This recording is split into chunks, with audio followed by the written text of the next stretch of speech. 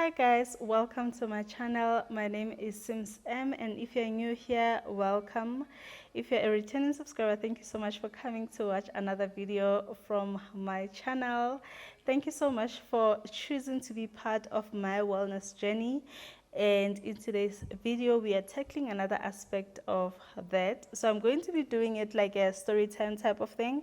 So this is a very casual setting, a very casual setup where I'm going to just be telling you guys about my very unpleasant situation that made me feel and believe that it is okay to block people out of your life, to block people from your space, especially if they threaten your mental wellness and your mental health. So yeah, let's get straight into this video. So guys, this story time occurred, or these events occurred when I was at home in December. So I went home in December after not being at home for over 2 years. So a lot of people hadn't seen me. They last saw me just after I gave birth to my daughter, who is now 3 years old. So I went home, and when I got home, I was in the house, like with my family, my immediate family, for most of the time, and that's usually what I do. I would stay because I don't have a lot of friends at home. I do have some family, but most times they'll come visit. So I was at home for a long time for Christmas, and then after Christmas, I remember on the 31st saying that I want to visit one of my family members, and I decided to go on the 1st and take a walk with my kids and my brother. We went to visit this family member in question.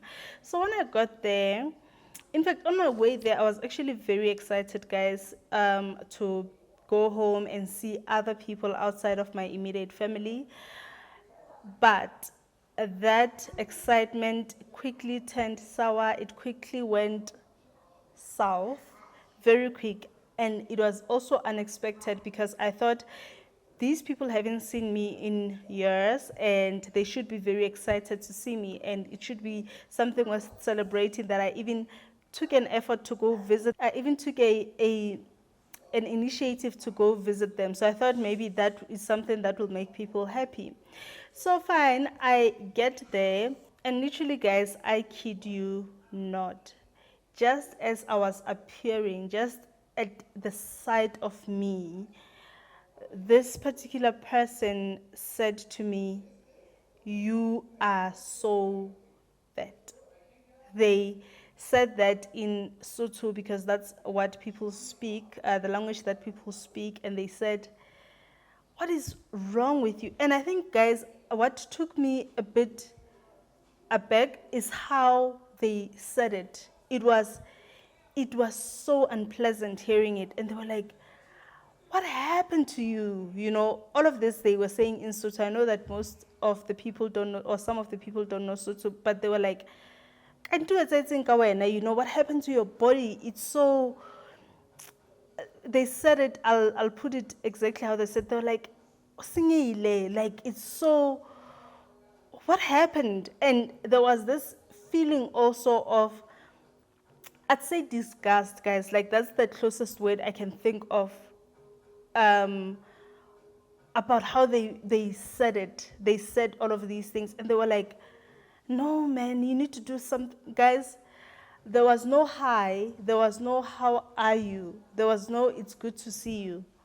It was just like, "Yo, what is this? What is this?"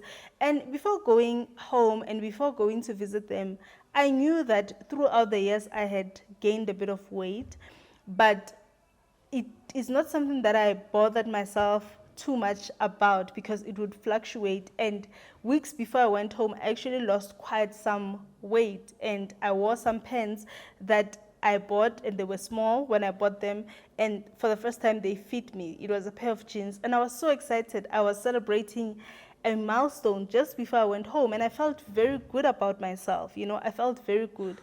And they went on to make these remarks, guys, and I tried to brush them off. During these remarks, I tried to be like, "No, I'm fine. Actually, you guys are seeing me at my lower weight, I've been losing weight. I was trying to sort of excuse even their behavior, trying to make it be a bit toned down. I was like, no, guys, I'm growing. I have kids now. This is my woman body. And I actually even feel like I was not as firm as I wanted to be, or as I wished I had been, as I wish I had been, to say that I don't like how you guys are making me feel at this point.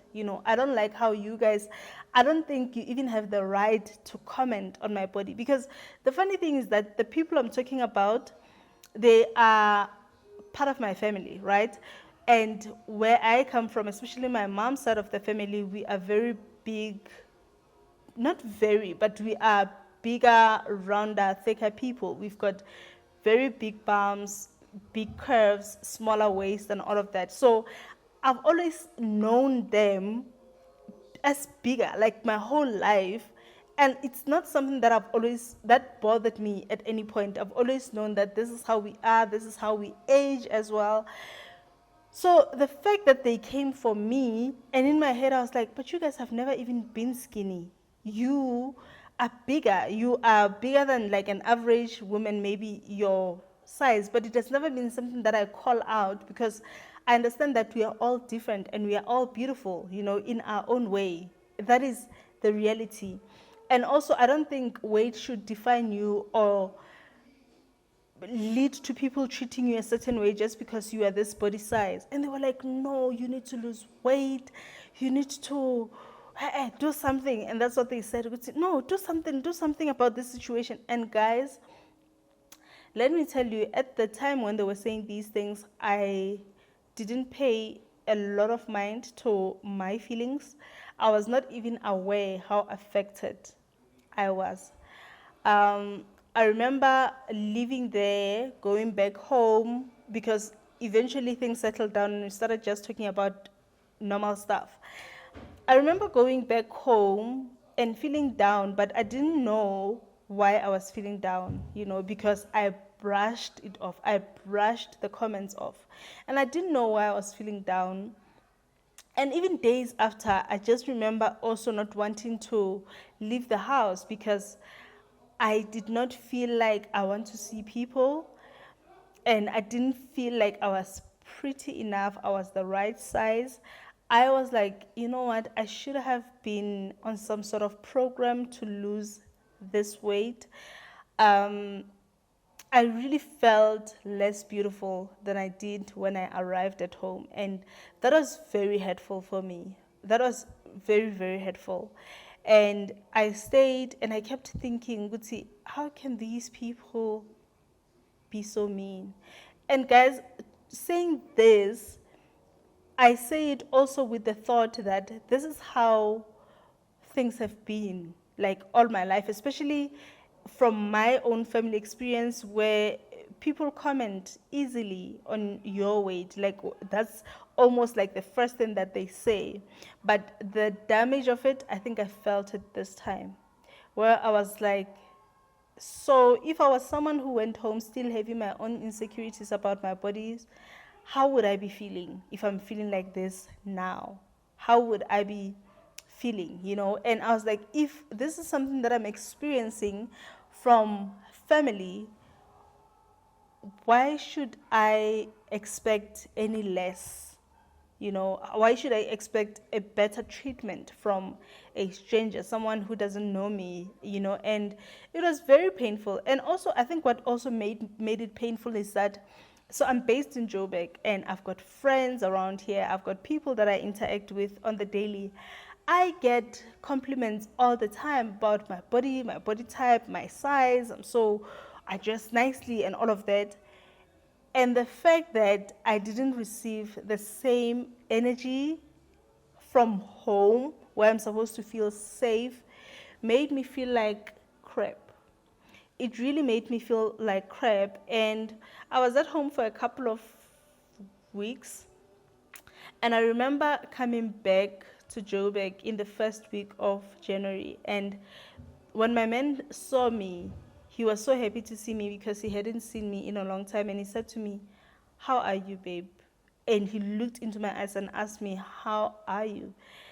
I bawled into tears. I cried because I think I had kept it inside of me how hurt I was by that incident. That when he asked me, I felt like he sees me, and everything just came to me in abundance, like feelings of not being good enough, feelings of not being beautiful enough, questions about, I wonder what you see in me, and my own self doubt came, and it was just overwhelming feelings of sadness. And I cried, and he asked me, "What's wrong?" And I had to then go back to understand why I'm feeling the way I'm feeling. And I shared with him what happened. And he was like, "I'm so sorry that you went through that. I'm so sorry. Nobody has the right to make you feel like that. I'm so sorry that you experienced that. I really am."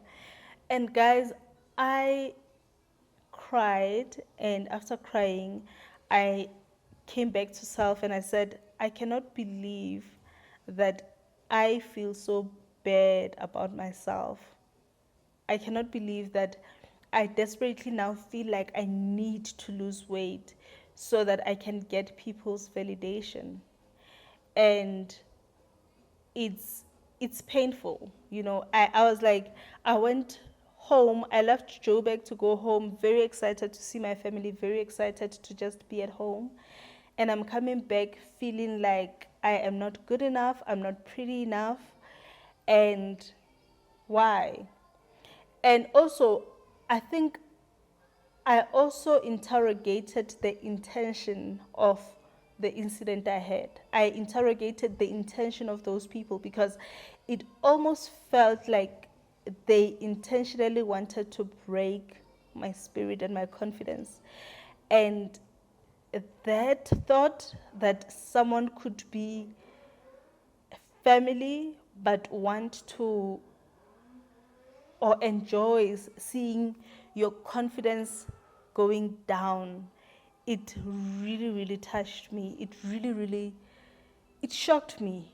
It really shocked me. And that's when I came to a conclusion that, you know what, we sometimes say if, you are experiencing bad energy from people, block them out. If your friends are giving you negative vibes, block them out. But what happens when it's family? What happens if it's the very people that you feel like these people should be protecting you, should be showing you love, and should be reassuring you and telling you that you're beautiful, even when you don't feel like it? Because we go through different struggles. There are times where I really genuinely don't feel good about myself, regarding different things, guys. And during those times, you need people who should affirm you and reassure you that no, actually you are good. Maybe you're just not having a good day.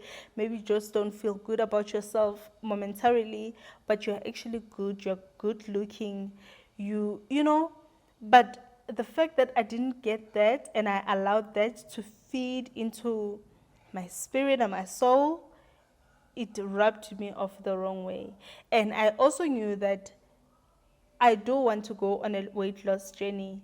I really do. I've been on it, fell off a couple of times, but I do want to go on this journey. But I need to interrogate the reasons why I still want to go on this journey. And I need to make sure that in my heart, I know I'm doing it for myself and not for how people are perceiving me. And I made a decision that I will keep no room in my life for people who seek to put me down and invalidate me and treat me differently because I look differently or I'm going through something. And yeah, man. And I was like, you know what? As much as people usually go on about blood is thicker than water, the thing is, yes, we cannot change people we are related to. We cannot change family. Family is family. However, you can limit engagement with those who want to put you down. You can limit engagements with those who are toxic to your mental wellness, to your physical wellness, those who body shame you. You can limit contact with those people. You can limit your exposure to those type of people, because unfortunately, even if we try to teach people how to treat us, some people just don't get it. I was trying to have a conversation with these people later on, days after, to say, you guys cannot comment, because they were commenting about another person who has lost so much weight, and they were like, yo, we wonder what's happening with her. Yo, do you think she's sick? And I was like, guys, don't do that, because you don't know what people are going through. Don't make it your business like that. Don't make it something that you feel like they need to even explain to you why they're losing weight drastically, because we need to be sensitive to these type of things. So I was like, people like that, I'm not sure if I would still want to try to teach them how to be, because even in me showing that, they were not remorseful. They were not like, oh, okay, yeah, we need to be a bit gentle, a bit sensitive. They still went on to say, no, Makamutu, if someone is suffering with something, they might just talk. And I was like, I don't think they get it. And for me to come to them and be like, you are affecting my mental health, you are putting me down, I don't feel like I can have that conversation with them. I don't think maybe they're ready, and I don't think they are even willing to learn, you know. So sometimes in those instances, I think it's okay to block people, even if you don't block them completely, but to limit your exposure. So I was like, you know what, I'm not going to stop going home because I'm going to meet people. I need to learn to love myself, and I need to learn to stay away from anything and anyone who does not serve this self-love journey that I'm on, this wellness journey that I'm on. So yeah, guys, basically that's what I wanted to share with you about my unpleasant experience with body shaming. I have experienced body shaming, minor body shaming, where people make remarks, but they are not clear that it's body shaming. So someone will say something like, yo, but at least when, or hey, you bigger people, you must always sit in the front of the car. Or it's like backhanded comments, you know. I've experienced slightly those type of things, but this was blatant, and it was in my face, and it was very hurtful. So I thought I should share. Let me know what you think. Am I being overly sensitive? Have you ever experienced body shaming? What would you have done if you were in my situation, or what would you do if you are in my situation, or how do you deal with that? You know, because to me it was new. So yeah, guys, I wanted to just share that. I hope you enjoyed this, and I will see you in the next one.